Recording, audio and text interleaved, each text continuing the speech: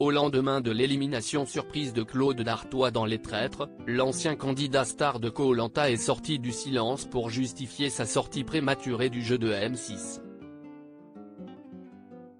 Les esprits s'échauffent et les caractères se dévoilent dans la saison 2 des Traîtres.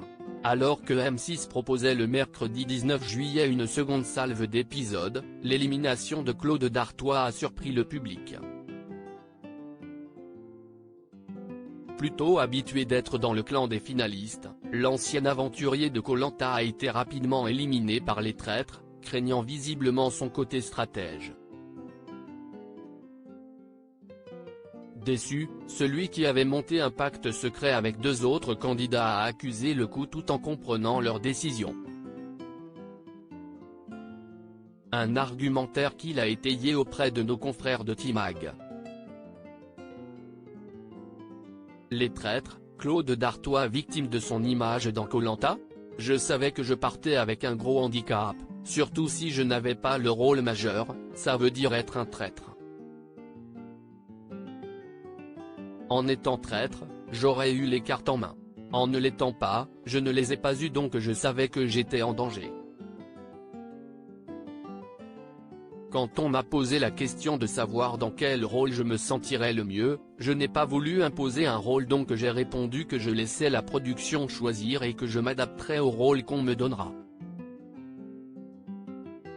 Mais si est sûr qu'avec mon caractère, mon envie de jouer et la cible grosse que j'avais dans le dos par rapport à mes aventures et l'image de stratège qu'on m'a collée, ça faisait beaucoup en ma défaveur a ainsi analysé Claude Dartois, ancien finaliste de Koh-Lanta, la légende.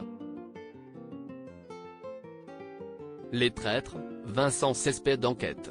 Et agace les internautes. Mais attention, à force d'éliminer les candidats les plus forts, les désignés traîtres pourraient rapidement être identifiés par le reste du casting. À ce jeu, le philosophe Vincent Cespedes semble déterminé à enquêter.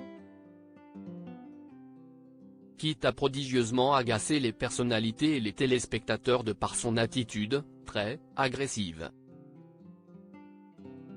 Ce dernier a toutefois pris la parole pour dénoncer le montage de l'émission et égratigner Charlotte de Turckheim dont il a pointé la violence durant le tournage. Il n'y a donc pas qu'à Koh-Lanta que les stratégies font perdre la tête.